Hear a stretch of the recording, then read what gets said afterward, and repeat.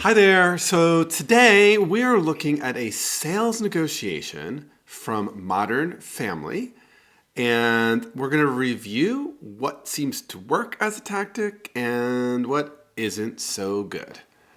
It also involves a puppy, which means that you should definitely stay tuned.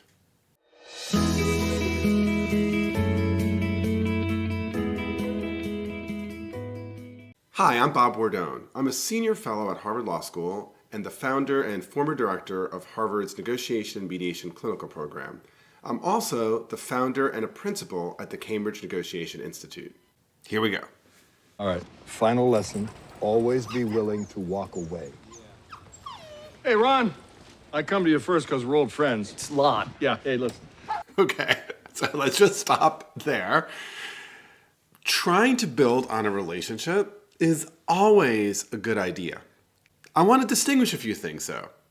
One is there's a difference between faking a relationship that doesn't exist and actually building on a relationship.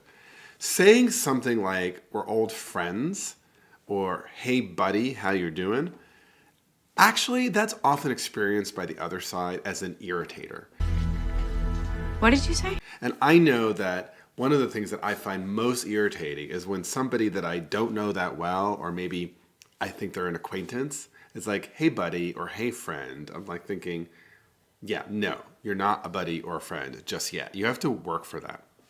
Second thing I want to say about this, right, is that there's a distinction between building on a relationship and using the relationship as a way to influence the negotiation. And that is an important difference here. Now, in this case, right, Ed O'Neill's character, like there is clearly no relationship. He doesn't even know the name of the person he's trying to sell to. But even if you are in a real relationship, you don't want to conflate the relationship with the substance. He thinks you're just using me. Meaning that it is helpful to use the relationship as a way to build rapport, as a way to have some connection. On the other hand, if you're using the relationship as a reason for why someone should pay you more or make a concession, that's really problematic. In negotiation, we always talk about how there are broadly 3 domains that are being negotiated at the same time. The first is the substance, right? And in this case, it's going to be the price point and the quantity around this, what seems to be, doggy tent or home.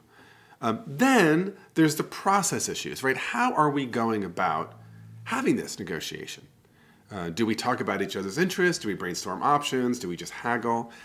And then the third piece is the relationship. And what we know is that the process and the relationship will drive the kind of substantive outcome you can get at the table.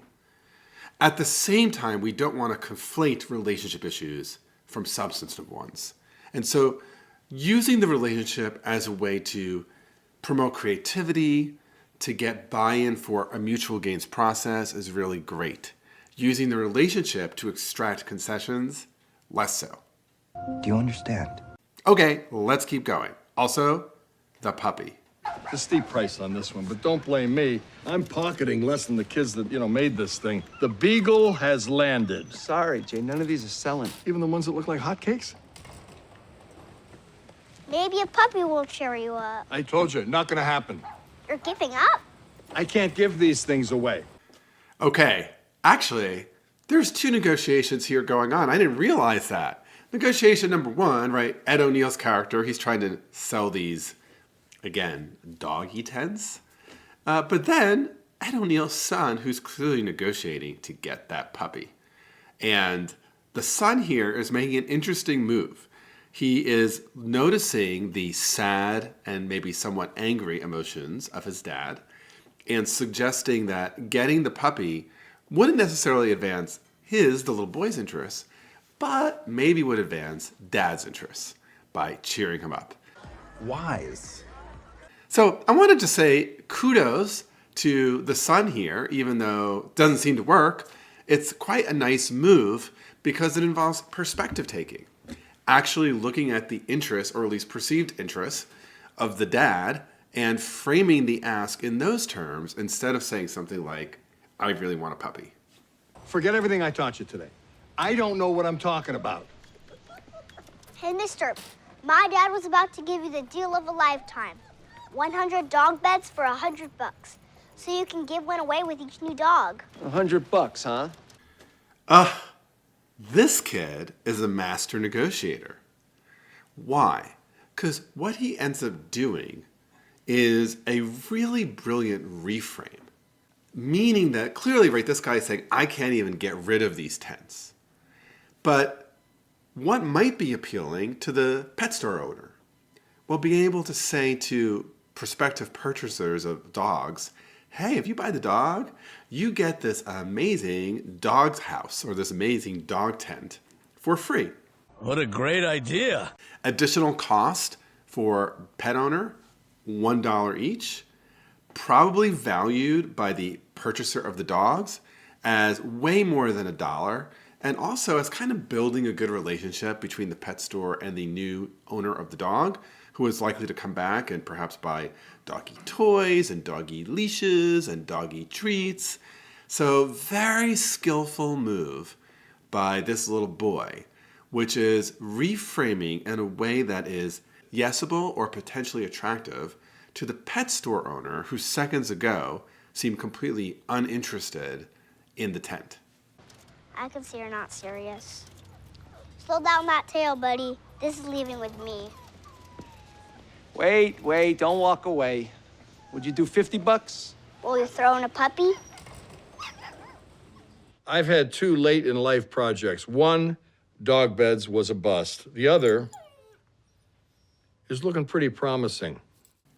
I love it. This is brilliant in so many ways. And again, it's Jay, the little boy's tactic, that really works. So you see the pet store owner make a classic move, right? You said 100, how about 50? And this can set up a haggle. And if you're sitting there thinking, oh yeah, that probably ends at 75. That's kind of what haggling looks like. I hope you're not watching my series of videos here for tips on haggling, because haggling is pretty intuitive. But what the young kid does is actually create some value, because he has an interest in getting the puppy. He knows his dad isn't so into that, but the dad does have an interest in getting rid of these pretty much unwanted doggy tents or doggy houses. So what he tries to do is take a 2-party negotiation, right, between him and pet store owner, and turn it into a 3-party negotiation where he can give something to the pet store owner. Yeah, I'll take 50% off of that $100 price. And that makes the dad happy because he's also getting rid of these doggy tents. And oh, guess what? Little boy now gets the puppy that he wants. So just to break this down in more analytic terms, right, what's really happening here is we're taking what seems like really a no deal. We're turning it into a deal by doing a number of things. One, we're understanding what the actual interests of the parties are. Two, we're reframing the options. So we're speaking in a way that is yesable to the person that we're trying to influence. And then third, we're taking something that looks like a single issue negotiation, a sale price, and turning it into a multi-party, multi-issue negotiation by saying it's both a sale price, but we're bringing in dad and we're bringing in this other thing, in this case the dog, to create a bargaining zone where there wasn't any and to have everyone leave getting something that they want. So one of the things that's super fun about this Modern Family clip is that the brilliant negotiator is actually a kid. So what are some examples of kids negotiating? Well, it's the summer and their bedtime is still 8 o'clock, but they're making the case that they should stay up until sundown, which, since you're in Michigan, is 10 p.m. Or you've given them one cookie, but they want 2. Or they want to stand on the line in the amusement park for one more ride and you are wiped. All of those are kids negotiating, and they use amazing tactics. So drop your stories of lessons learned by watching kids negotiate in the comments section below. If you want the benefit, which I know you do, of all of the negotiation tips that I've learned from kids, you want to make sure that you subscribe to my channel right now. Like this video and ring the bell so that you'll never miss the new videos I drop here. I'm Bob Bordone with the Cambridge Negotiation Institute. Thanks for watching. Okay, it's not difficult to keep watching. Click, click.